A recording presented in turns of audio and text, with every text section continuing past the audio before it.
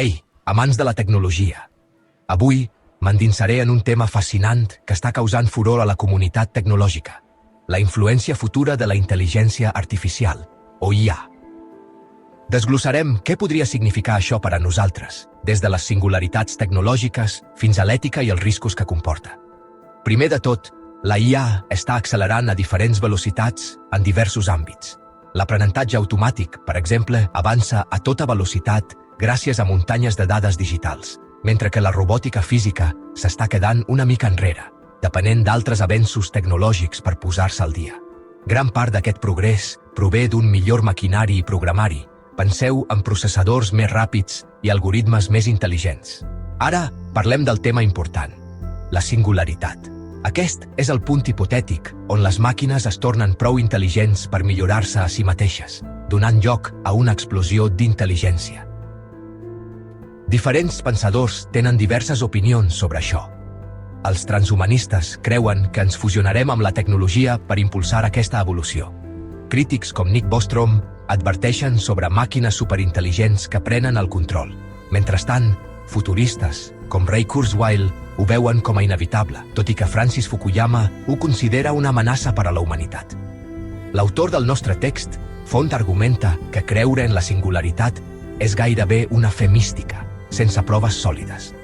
La majoria dels investigadors de la IA no es creuen aquestes visions apocalíptiques. Les prediccions sobre quan podria passar la singularitat, com l'estimació de Kurzweil del voltant del 2045, es qüestionen per basar-se en extrapolacions i lleis inestables, com la de Moore, que podrien no mantenir-se a llarg termini. Què passa amb els riscos d'una superintel·ligència desbocada? L'autor és escèptic sobre aquesta amenaça a curt termini. Les mesures d'intel·ligència poden ser enganyoses i no sempre segueixen una corba exponencial. A més, fins i tot els sistemes d'IA automillorables estan limitats pels seus objectius inicials. El veritable perill rau en dissenys defectuosos o màquines que busquen l'autopreservació.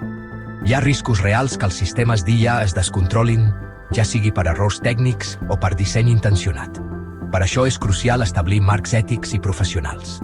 Necessitem establir límits operacionals, modes de seguretat, llicències, regulacions i desenvolupar principis morals per a la IA. No oblidem els possibles beneficis i les trampes de les màquines que actuen com a humans. La informàtica efectiva podria millorar les interaccions home-màquina i la nostra comprensió de les emocions. Però hi ha el risc de manipulació emocional i confusió social si comencem a atribuir sentiments a entitats no sensibles.